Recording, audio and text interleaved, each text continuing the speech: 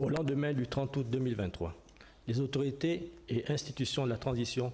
ont été confrontées à l'héritage de l'ancien régime, caractérisé par une gestion des finances publiques peu transparente, faiblement inclusive et un endettement important qui n'a pas permis de créer les conditions d'un développement durable. Pour mettre fin à cette situation et orienter notre pays vers une gestion plus responsable, plusieurs actions fortes ont été entreprises, notamment en matière de remboursement de la dette intérieure et extérieure,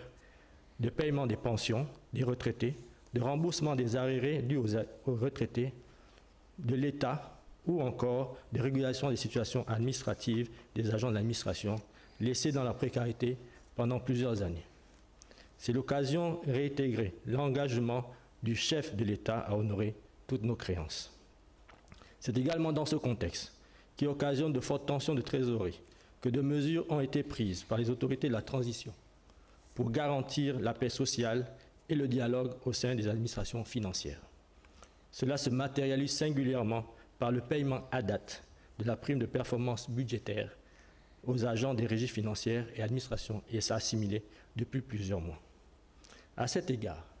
la commission bipartite, administration, syndicat des régies financières et administration assimilée, seule compétente pour se prononcer sur les questions liées au versement de la PPB, met en garde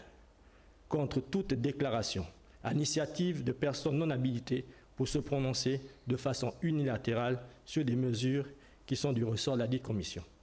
En conséquence, les annonces relatives à une prétendue augmentation de primes n'engagent pas l'administration, mais uniquement les personnes qui en sont responsables. En effet, consciente des efforts consentis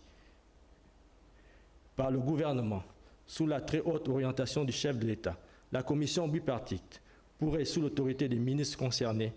être amenée à examiner la question d'une éventuelle augmentation des primes au cas où la situation macroéconomique de notre pays le permettrait.